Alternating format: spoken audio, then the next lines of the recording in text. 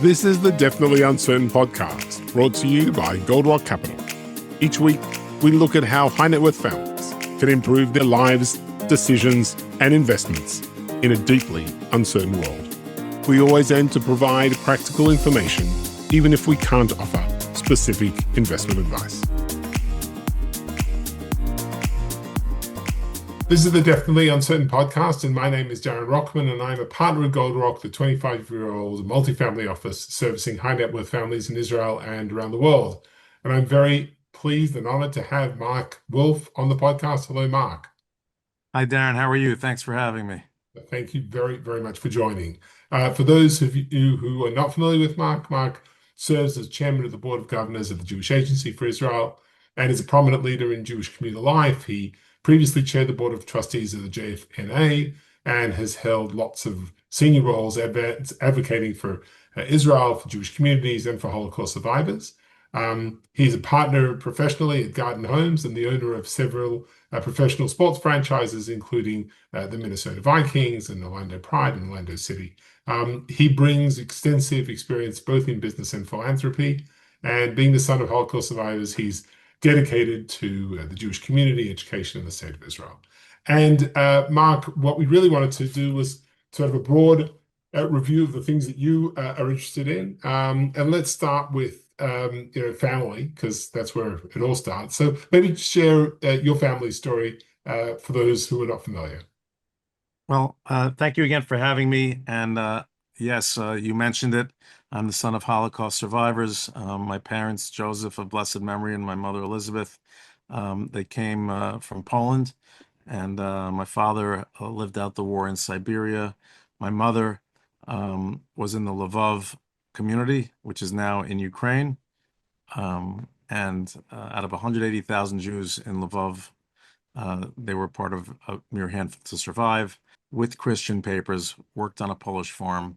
And for those 2.5 years, my grandfather was hidden under the floorboards of the barn, and they were bringing him food every night for some years. And that's how my grandmother, grandfather, my mother, my uncle all survived.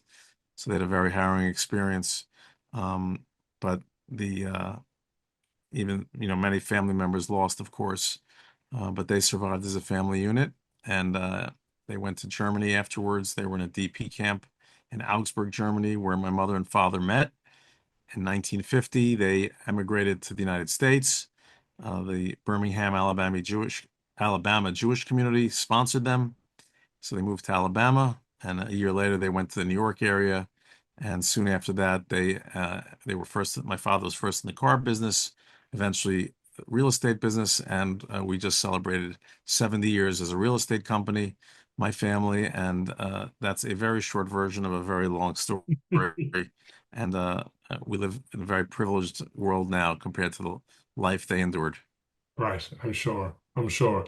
Um, given that harrowing and also inspiring background, what values have you picked up and learned from your parents, and how's that impacted your life, both in business and also in communal and philanthropic work? Well, despite all they went through, certainly family, philanthropy, education, Jewish education, love of Israel, those were all values that they very much carried through their entire lives, and we try to carry on. And things like Jewish education, Holocaust remembrance, those are the type of uh, values we try to live forward. Also, they had tremendous optimism.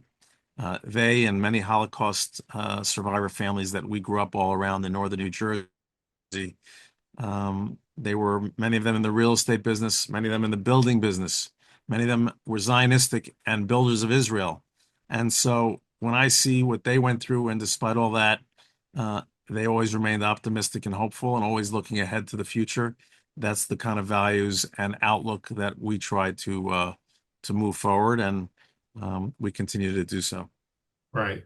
And in your work and in your philanthropy, how is that importance of family and that optimism and looking forward? How have you seen that play out in your life and the things that you've Well, done? they also had a very close family relationship. I know my father and uncle were very close, and that's also a spirit we carry on to try to remain close as a family unit, to cherish that. My father and uncle had mirror image houses as next door neighbors. That's how we grew up. Right. They shared a desk for over 40 years, both sides of the same Literally desk, the same desk. literally two Wow. desks back to back in the same office. And so when you're around that kind of close symbiotic relationship, it's values we try to carry on to this day. And now I'm fortunate to have adult children, as my brother and cousin do as well. And so we're now carrying into really technically the fourth generation. My grandfather was part of the founding of the business as well. So um, that's the kind of value of closeness. And yes, there's ego, but there's still ultimately team. And kind of to get into a sports analogy, that's how we had the outlook always as being very family oriented and team oriented. Right. What do you see, whether you call yourself second generation or third generation, I'm not quite sure. But what do you see as the differences between your position as the second generation versus your parents and your uncle, their position as being immigrants and first generation? How does that play out in your mind? Well, I mean, the common perception is an obvious one. Of course, they started from scratch, if you will, and they had to go about it and earn it and work extremely hard to get there without any guarantees. And so they had a very different experience than, say, someone like myself or my siblings or cousins or what have you.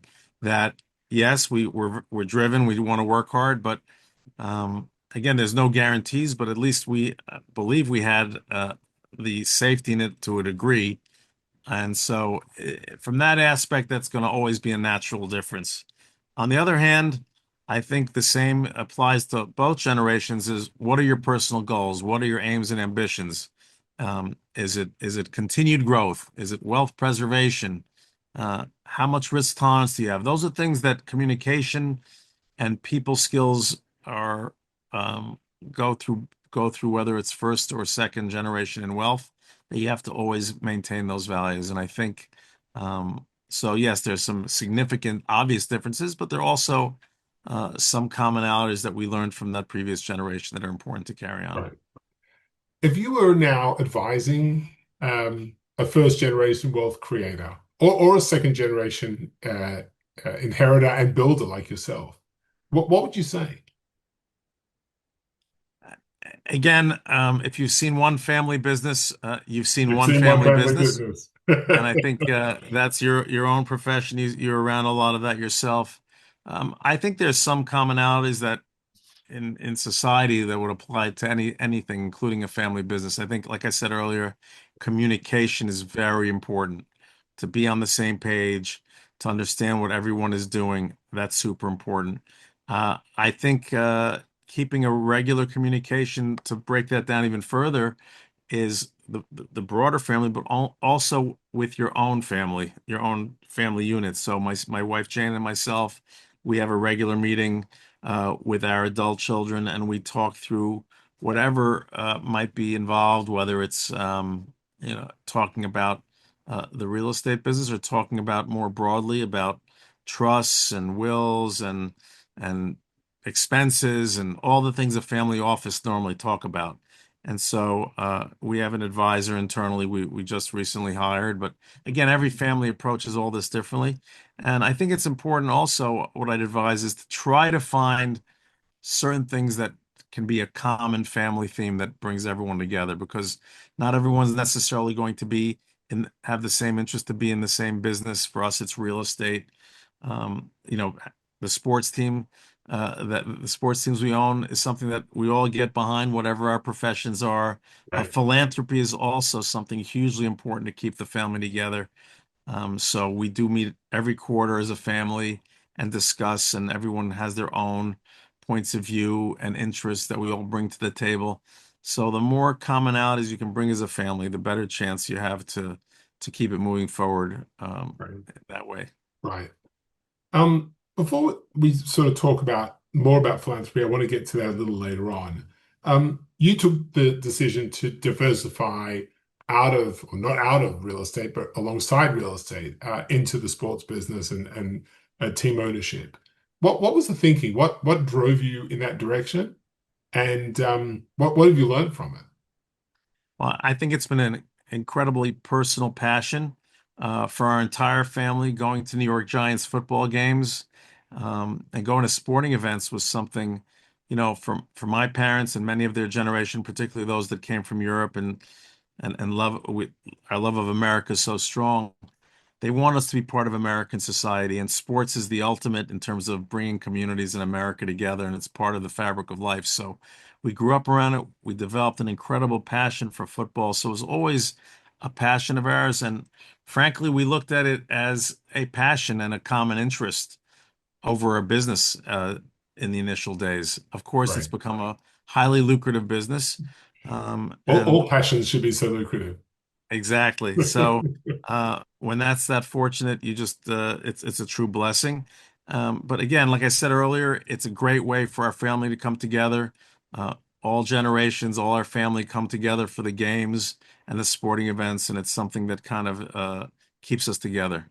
Right. So, lessons to be drawn from it. Certainly, uh, no one's asked me about a shopping center or office building or an apartment building in the last 21 years. So it's certainly much more public facing.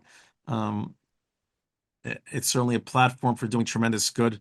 We do a lot of social justice projects and community projects together with our players, together with our staff. So it's broadened our outlook. It's made us become part of something larger than ourselves, like the Jewish community as well. And I think those things enrich lives and can feed the growth of the family as well. So all of Right. that Wonderful. combines to making it a great, wonderful, wonderful journey. And winning's important and championships are important.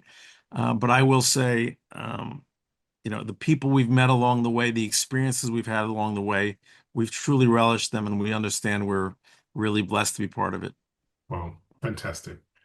So you're someone that obviously takes your responsibility as a Jew, as a Jewish American, and as a lover of Israel very, very, very seriously. And I think we all live in serious times. I think that the world today is drastically different to the one that you grew up in and that I grew up in. Um, and the responsibility and the requirements to be adding capital to strengthen Israel and strengthen Jewish lives that has become the call of the hour. So how do you look at that? How do you look at where Jewish capital, and by that I mean both human capital and financial resources, where does that need to go in 2025 as we look forward the next 20 or 30 years? Well, we try to combine the legacy that we've inherited and been taught by our previous generations and what we want the future to be as well. So, obviously, love of Israel is paramount. Strengthening the community here in North America and in our home community as well in New Jersey. So, building in Israel, leadership development is something we really feel strongly about, making sure that future generations feel that connection and love of Jewish community in Israel, and community building, the infrastructure, particularly the Jewish Federation system, which my father was a leader in, and I've been blessed to follow in those footsteps. I think we've certainly learned since October 7th and even before that when there are these emergencies, when there are these fires to put out, you need the firehouse in place and built. And so we're big believers in making sure that community infrastructure stays strong. And so, I'm so inspired by you mentioned your own family, serving in the IDF, and particularly with the role I have now at the Jewish Agency as a chair, I've been so inspired, particularly since October 7th, and the incredible resilience and strength. And I think we need each other more than ever. Um, I don't think either leg can stand on its own between diaspora and Israel, and I think we've learned that very, very deeply the last few years. Right. Maybe touch on some of the initiatives or investments that uh, excite you the most when it comes to Jewish life, either here in Israel or where you are in the United States. Again, these broad infrastructure projects are certainly big scale, very exciting, but I will tell you the people to people is particularly exciting. I was just at a summer camp in Northeast Pennsylvania, Camp Pinemore last week. We have a program that has really accelerated since October 7th called Campers Together. And we've brought 1,500 campers from Israel to the diaspora so they can have their respite. At the same time, they can strengthen the bonds with diaspora Jewry. And seeing them come together like we did last week firsthand is a reminder of the incredible power of connection. We have a record number of summer shlichim, over 2,000 in total. And these are, again, these emissaries from Israel. They learn about diaspora. Diaspora learns about Israel. At the same time, they go back to their communities in Israel. And there's a lot of education about what diaspora Jewry is. There's a lot of misperception. Yeah. People are even surprised how Jewishly minded the communities around the diaspora are. And I think that's something that can last for generations. So that's part of the things that excite me. Of course, Aliyah, despite the war and all the troubles, we've had over 40,000 Olim come to Israel since October 7th. So that's something the Jewish Agency has always been leaning into, and it's something we're very proud of. So, and of course, rebuilding. We're doing work to build over 1,000 units through our Amagur subsidiary to rebuild the communities around the Gaza envelope, to begin infrastructure work in the north. So we work hand in hand with the Israeli government to help make those things happen. So there's a host of things, incredibly powerful. You touched on the importance of people to people, and maybe I want to challenge you a little bit on that. I am a diaspora Jew who's now an Israeli Jew, has been for 3 decades.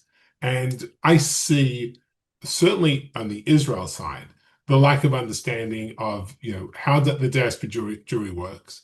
And I think it's also paralleled on the other side. That is, diaspora Jewry come to Israel, see a slice of Israel, but don't really experience what it is to live here and the challenges that are here.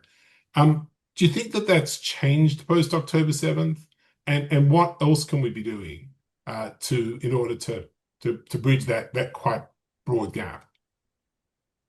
I think it's changed a bit since October 7th. Certainly among young people, there's a much greater awareness of Israel. I think social media has a lot of evils, a lot of drawbacks to it, but on the other hand, there is some connectivity that can happen. But again, I'm a big believer in broadening the experiences. I mentioned the Israel to diaspora. For sure, we need to expand the experiences from diaspora to Israel. The Jewish Agency has a Masa program, which is certainly a more in-depth type of program. We encourage that. I had a very transformative experience in my own life, was the National Young Leadership Cabinet of the Federation System, and it's going very strong. And there are over 500 young leaders roughly in their 30s that are leaders in their communities, and they do trips to Israel. They serve on the Jewish Agency for Israel board, or they observe, or they go around on trips. And I think we need to do more of that. And so, yes, it's certainly a challenge. I agree with you. I don't think each of us know enough and can experience enough, but certainly between technology and experiences, we can have more of it. And I think there's more of a desire for that now. Yeah. I think there's a thirst for that connection, certainly among young people, many feeling isolated, many feeling threatened. And so I know for my own children, those experiences were very powerful, whether it was the Onward Israel experience where they could intern in Israel and learn a trade or learn a craft from very smart people, particularly in the tech industry and others, and vice versa. So there's a host of programs, and even having, for instance, we have a program where soldiers from the IDF come to North America. I think we want to get that mystique changed, where people know the people behind the uniforms, that they're young people just like them, and the things they go through, and that's so powerful. Yeah, that is true. Institutions like the JFNA and the Jewish Agency that you're involved in, how do you see they have adapted and changed as a result of the challenges, the post October 7th challenges, and all that's happening both in the diaspora and here in Israel, structurally, administratively, in the way that they prioritize things, they write checks, etc. Well, I think certainly when you go on the heels of an emergency, who could, within a matter of weeks after October 7th, pull together over $1 billion in resources? So I think the scale, the infrastructure that the system that you just described puts together is becoming more critical than ever. And when we talk about rebuilding and strengthening Israel in the light of the incredible impacts that have happened the past few years, I think we're the most situated, best situated to react. Yes, there are dozens and hundreds of organizations that do incredible work, but many of the things that need to be undertaken require scale.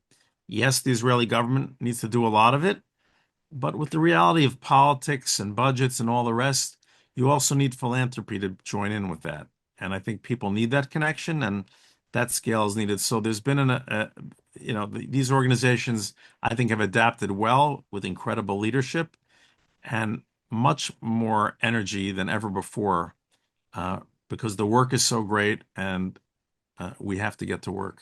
Yeah. Okay. Um, you talked a little earlier about your parents and your uncle's optimism and how that was so important in both building businesses and their success. When you look ahead from where we are today, what gives you optimism in terms of Jewish life here in Israel, there in the United States, and the diaspora more generally? Well, so much gives me optimism. My father always used to have, anytime there were these crises, and we've had them many times, of course, but he'd always look back to where he was as a young child in the 1930s. And, there was like that political expression, are you better off today than you were 4 years ago? Yeah. I think today we would say, aren't we better off than 80 years ago? Of course we are. And when I see, like I said earlier, the Israelis I've been privileged to be around, like General Doron Almog, who is the executive chair of the Jewish Agency, who I get to work with on a daily basis, an incredible war hero, an incredible spirit of Israel.